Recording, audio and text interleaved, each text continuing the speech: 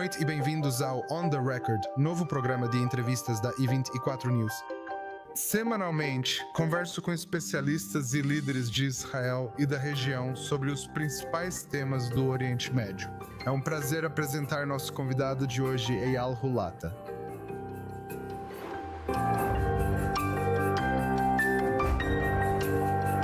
Hulata foi chefe do Conselho de Segurança Nacional de Israel de 2021 a 2023. Ele atuou no Mossad por 23 anos, incluindo cargos de liderança, e recebeu o Prêmio de Defesa de Israel por ações não especificadas. El Hulata também é pesquisador sênior na Fundação para a Defesa das Democracias. Muito obrigado por se juntar a nós esta noite. Feliz por estar aqui. Obrigada. Então vamos direto ao assunto. Estamos exatamente 2 meses após o fim da guerra em Gaza, pelo menos em sua configuração atual. Neste momento, apesar das críticas internacionais e internas, o resultado da guerra foi favorável a Israel. Então, nós falamos em um dia em que as coisas parecem um pouco mais frágeis do que estavam há algumas semanas. Mas precisamos começar afirmando, sabe? Pode parecer óbvio, mas não acho que era considerado óbvio neste momento que conseguimos recuperar quase todos os reféns. No momento em que gravamos, há um israelense, um Ganvili, Zernon al-Harad, que estamos aguardando pelos seus restos mortais. O fato de que todos os reféns vivos voltaram não deve ser subestimado. E eu acho que o acordo que o presidente Trump e seus enviados, Steve Woodcock, Jared Kushner, construíram, o chamado Plano de 20 pontos, tem muitas vantagens para Israel. Claro, há pontos delicados ali. Naturalmente, é preciso perguntar se poderíamos ter conseguido acordos melhores ou condições melhores antes disso. Sabe, eu acho que há muitos aspectos políticos nisso. De qualquer forma, isso já passou. Não é tão importante quanto é no momento. Eu acho que chegar a um cessar-fogo neste momento, permitindo não só que os reféns voltem, mas também, com esperança, um processo que possibilite algum tipo de nova estrutura na faixa de Gaza, é favorável. Acho que essa é uma das formas. Esse é o caminho para passar de um conflito militar para um acordo mais estratégico e duradouro. Isso parece fora do nosso alcance agora. Afinal, quem vai desarmar o Hamas? Eles vão aceitar se desarmar? Quando? A Força Internacional de Segurança, que Trump tanto destaca, vai intervir? Quem vai servir nela? Eles estarão dispostos a desarmar o Hamas? Como eles vão reagir quando houver tiros na faixa? Qual é a estrutura para a governança civil em Gaza? Tudo isso aparece no plano de 20 pontos. Eles parecem um pouco distantes, mas, em geral, acho que a dizimação das capacidades militares do Hamas já foi alcançada há muito tempo. Eu achei que poderíamos ter seguido em frente até antes disso. Mais uma vez, estou entre os que consideram trazer todos os reféns de volta algo muito importante para nós como povo e nação. Então, dando essa combinação, acho que temos uma boa oportunidade para o futuro. Agora precisamos aproveitar ao máximo. Antes de seguirmos em frente, eu realmente quero apenas comentar sobre a questão de Gaza. Olha, você não estava no cargo em 7 de outubro, mas era o assessor de segurança nacional nos 2 anos que antecederam os ataques de 7 de outubro. Agora, durante seu mandato, o Conselho de Segurança Nacional avaliou que o Hamas não estava interessado em um conflito. Então, você está em posição de dizer quais erros do governo sob o qual você serviu contribuíram para as condições que permitiram que o 7 de outubro acontecesse. Terminei meu papel em janeiro de 23, 9 meses antes da guerra. O Conselho de Segurança Nacional em Israel não apresenta uma avaliação de inteligência ao gabinete. A avaliação de que o Hamas estava dissuadido veio da comunidade de inteligência, não do Conselho de Segurança Nacional. Mas isso não quer dizer que eu me sinta confiante e feliz com tudo o que aconteceu. Eu senti isso no governo passado. A política do primeiro-ministro Bennett na época era agir de forma proativa contra Gaza e responder a cada balão e pipa, como ele dizia. Kobalon, o Kola Fifon. Eu achava que essa era uma boa política. Achava que responder adequadamente quando as coisas ainda eram pequenas era uma coisa boa a se fazer. Eu não sei, sabe? Há muitas coisas que precisarão ser apresentadas a uma investigação, e eu espero que haja uma investigação nacional para colocar tudo isso. Mas eu também achei que a decisão dele de não permitir que o dinheiro circulasse em Gaza como antes, eu achei que essa também era uma boa política. Foi suficiente? Bem, provavelmente não. Ah, foi importante continuar e implementar os planos que ele insistiu nisso? Agora tudo está na esfera pública agora. Um plano para decapitar líderes do Hamas. Deveríamos ter pressionado mais por isso? Claro. Olhando para trás, é preciso perguntar o que deveria ter acontecido. Eu não faço ideia do que aconteceu entre janeiro e outubro, mas parece que isso não aconteceu entre janeiro e outubro. Então há um conjunto de coisas ali. O que eu vou dizer é que o nosso governo deu muita ênfase em analisar todo o cenário quando fizemos a conscientização situacional e priorizamos as ameaças. Ah, o número 1 era o Irã, ao nos prepararmos para uma incursão militar no Irã, e demos muita ênfase nisso. O Líbano ficou em segundo lugar, porque o risco e o custo de uma guerra lá, sem preparação adequada, eram maiores do que com o Hamas. O Hamas, de fato, era a terceira prioridade. Eu acho, aliás, que se um governo tivesse lidado adequadamente com as ameaças vindas do inteligência criminal, mesmo que venham de diferentes esferas. Eu gostaria de pensar que Israel poderia fazer melhor, olhando para toda a arena e se preparando para algo que pudesse surgir desse caos. Mas vou dizer outra coisa, em uma nota pessoal. Muitas pessoas não dormem à noite desde 7 de outubro. Eu definitivamente não durmo à noite. Pensando no que teria acontecido se eu ainda estivesse no cargo, o que teria acontecido se o nosso governo ainda estivesse no poder? Será que teríamos administrado melhor? Acho que sim, em muitos aspectos. Acredito que as chances de o tecido social de Israel não ter sido tão afetado seriam maiores, mas são questões políticas. Talvez você devesse chamar Bennett, Lapid ou Gantz para responder a essas perguntas. Então, do ponto de vista da segurança nacional, eu sinto que nossa consciência sobre o que estava acontecendo ao nosso redor era alta e o foco em Gaza era significativo. Eu gostaria que alguns dos processos que começamos tivessem continuado depois, mas mesmo assim, não tenho certeza se isso teria resolvido ou permitido uma maneira adequada de, lidar com isso.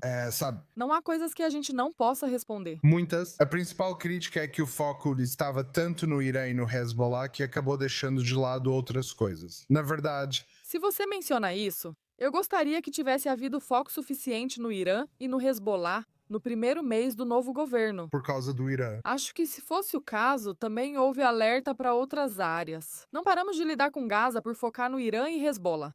Era necessário lidar com todos. Acho que o nível de prontidão herdado no verão de 21 não era suficiente nem estava pronto para essas questões. Este governo começou algumas semanas após a Guardiã das Muralhas, conflito com o Hamas, ocorrido em maio de 21. O governo começou em julho. Não vou entrar nesse assunto, mas preciso dizer isso. Por exemplo, a unidade 8200 parou de monitorar os walkie-talkies do Hamas nos 2 anos anteriores ao dia 7 de outubro, mas essa é uma decisão militar, não para agora. Você afirmou que o Irã é a principal ameaça e, em uma entrevista recente, disse que após a guerra com o Irã, Israel não pode voltar ao ponto de partida, em 1 ano ou 2. Deve haver um mecanismo de encerramento, seja militar, político ou de outra natureza. Como funcionaria esse encerramento? O que deve ser feito hoje sobre o Irã? Então, primeiro, vamos começar com o fato. Eu acho que a guerra de 12 dias à campanha israelense. Claro, com o desfecho americano. Corbett Night Hammer. Era isso? Eu acho que conseguiram, talvez. Se não tudo. Então, a maior parte do que se imaginava ser possível alcançar com um ataque aéreo no Irã. Isso merece muito crédito. Israel tinha o nível de prontidão e o equipamento necessário para isso. E quando chegou seu momento certo, e a inteligência sugeriu isso, não havia mais motivo para esperar. E o presidente Trump deu sinal verde. Eu apoiei isso. Eu acho que isso foi a coisa certa a se fazer naquele momento. E CODs para os tomadores de decisão e para os operadores que fizeram tudo isso. Quando isso acabou, porém, precisamos ser realistas para dizer, e infelizmente, sabe, eu nunca criticaria um presidente dos Estados Unidos. Mas o problema nuclear do Irã não foi eliminado. Ele foi severamente prejudicado, atrasado significativamente. Não há enriquecimento no Irã no momento, o que é muito. e não há outras alternativas ou caminhos. Mas o Irã ainda tem urânio enriquecido, uma quantidade desconhecida de urânio enriquecido. Parte dele pode estar sob entulho, mas outra pode ter sido guardada.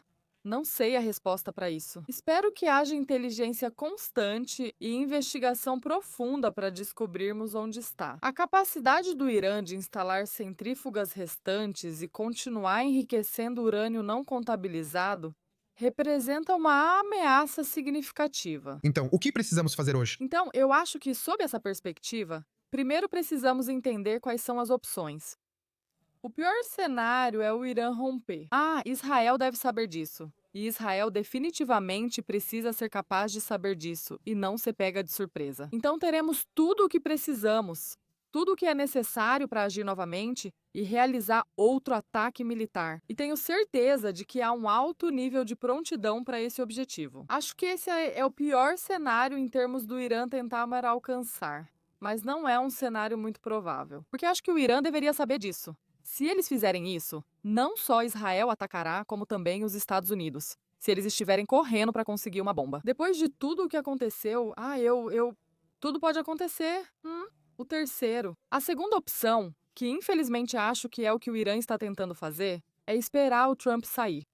Eles não fariam isso agora, mas podem estar pensando para daqui a 3 anos. Quando Trump deixar a presidência e outro assumir, seja de qualquer partido, não será tão favorável a Israel quanto Trump. Acho que isso desconsidera a nova doutrina de defesa de Israel que aplica as linhas vermelhas antes que seja tarde. Concordo com esse pensamento. Mas a pergunta que o Irã vai fazer é: os Estados Unidos da América e o novo presidente vão dar a Israel o apoio necessário para atacar no Irã? Precisamos ser proativos em todas as áreas, inclusive no Irã.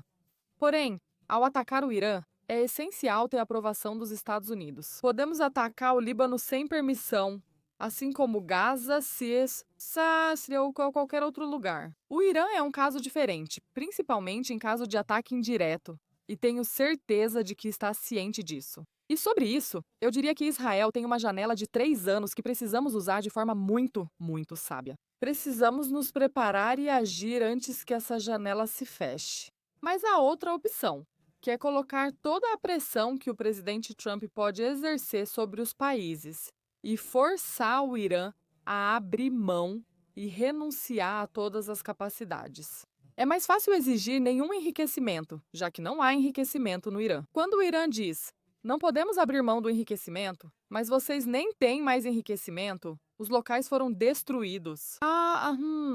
E uma vez que haja a retomada, há de uma inspeção definitivamente intrusiva, então o material será contabilizado de uma forma ou de outra. E eu acho que uma pressão de campanha muito forte, uma campanha sobre o Irã, que não existe no momento. Precisamos ser francas. As sanções implementadas não estão sendo aplicadas. No snapback, o Irã exporta mais petróleo agora do que em qualquer outro momento. Acho que desde a assinatura do Joint Comprehensive Plan of Action.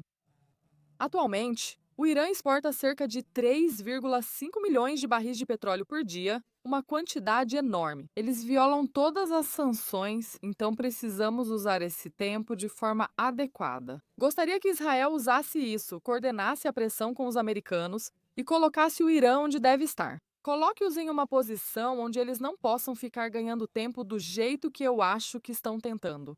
Há escassez de água, há escassez de eletricidade, há muita escassez de alimentos chegando ao Irã. Eles estão no ponto mais fraco de todos os tempos e sem programa de enriquecimento. Agora é a hora de pressioná-los muito, muito forte, usando uma ameaça militar que Israel já demonstrou. E com os americanos, nós podemos fazer isso e tentar alcançar um desmantelamento concreto e completo do programa nuclear iraniano, enquanto o presidente Trump ainda está na Casa Branca.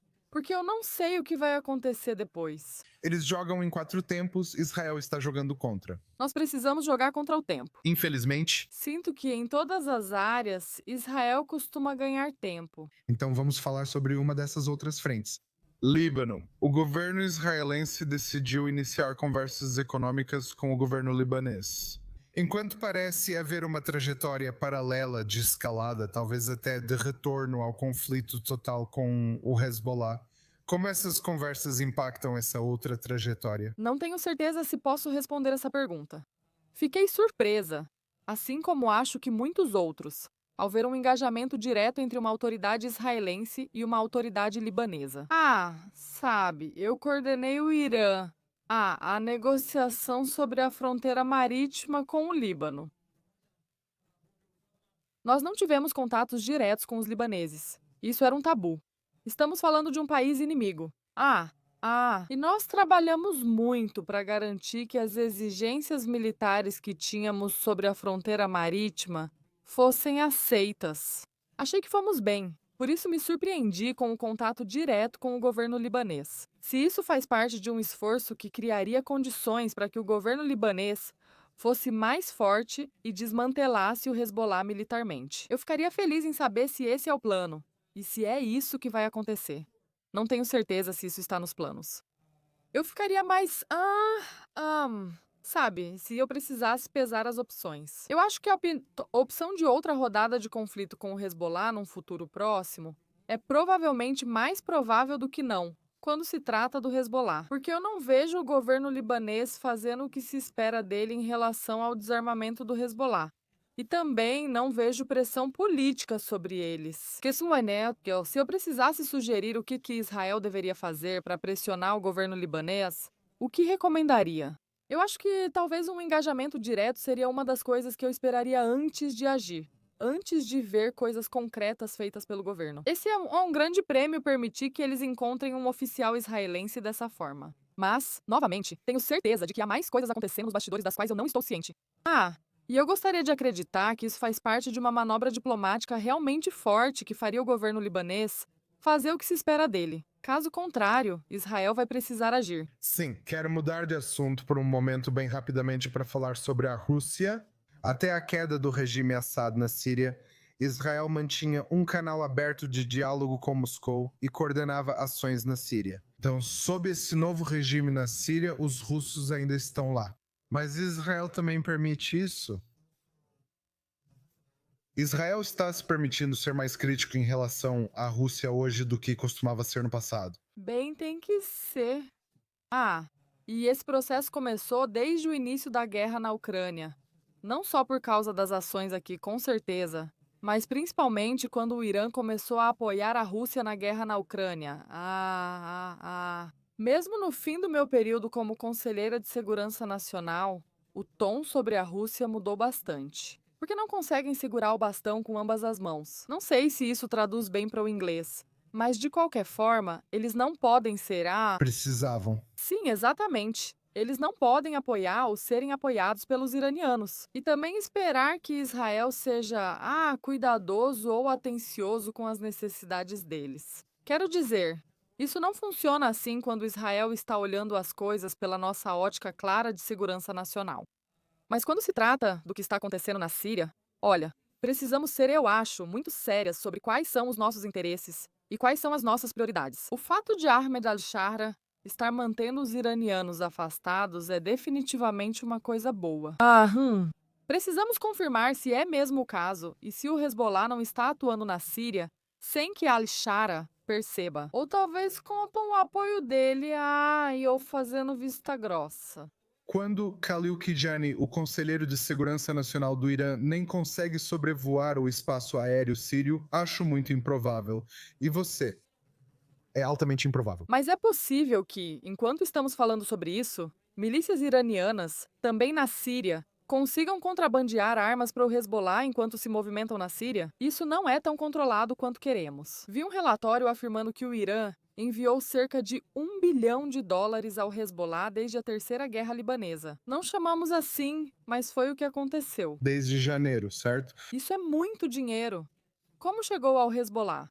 Como contrabandearam 1 bilhão para o Líbano? Enquanto tudo deveria estar fechado por todos os lados, então eles têm maneiras de fazer isso, e eu estou preocupada com isso. A segunda coisa é, claro, a influência turca? Com certeza. Existe uma influência turca maior na Síria do que Israel deveria esperar. Eu não ficaria surpresa se houver agentes do Serviço de Inteligência Estrangeira da Turquia, o Serviço de Inteligência Estrangeira da Turquia, na Síria constantemente, talvez até perto da nossa fronteira. Isso não é necessariamente uma coisa boa. E há mais relatos sobre isso também. E Israel tem interesse.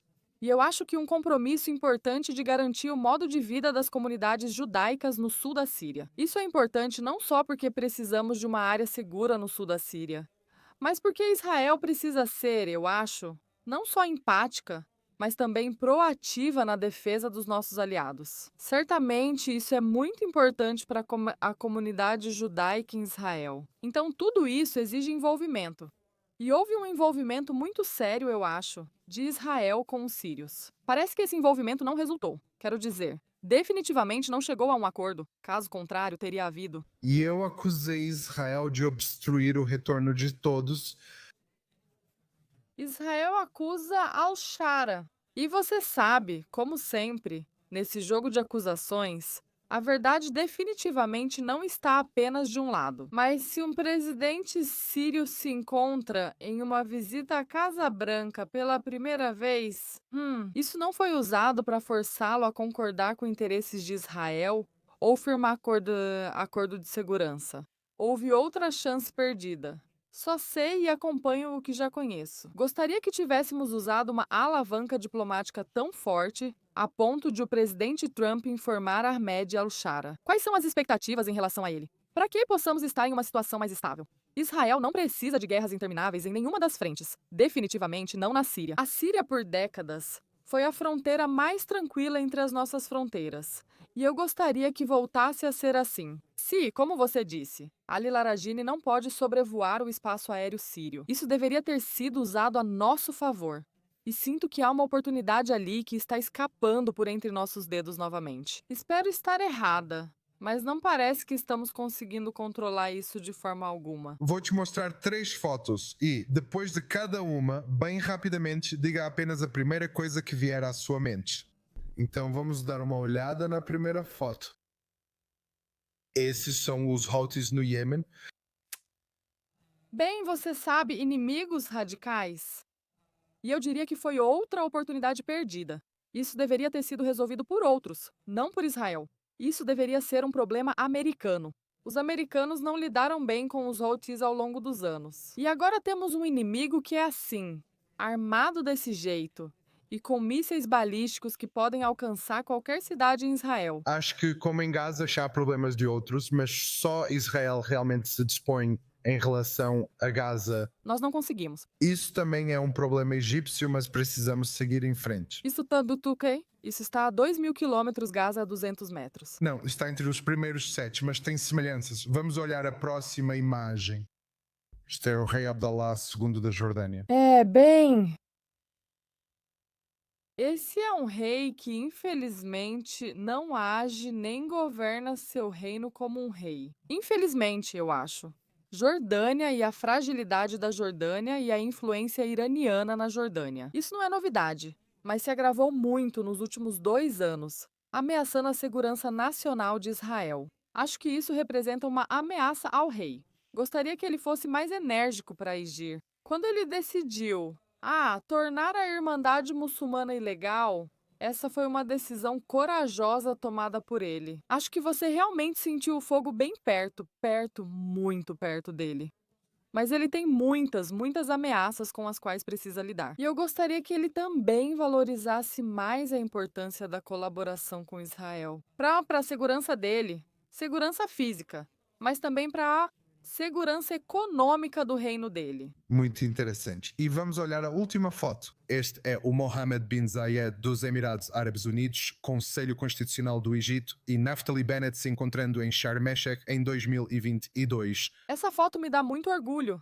Claro, eu estava lá na sala. Você não me vê na foto porque todos nós, funcionários públicos, estávamos sentados do outro lado da câmera. O fato de esses 3 líderes terem se encontrado em plena luz do dia, com bandeiras atrás deles, parecia, na época, o que eu achava ser o auge de uma nova abordagem em relação a Israel. Isso sim é normalização, ver essas 3 figuras juntas. Isso deveria ser o começo do futuro, mas não continuou. O Fórum NEGA, que se reuniu meses depois, nunca mais voltou a se reunir. Acho que isso talvez tenha sido bom. Houve outra reunião entre o primeiro-ministro Naftali Bennett e A Sua Alteza, Sheikh Mohammed bin Zayed. O fato de ele não ter se encontrado com o primeiro-ministro Netanyahu, mesmo antes da guerra, é significativo e precisamos notar isso. No entanto, o Sheikh Mohammed bin Zayed não.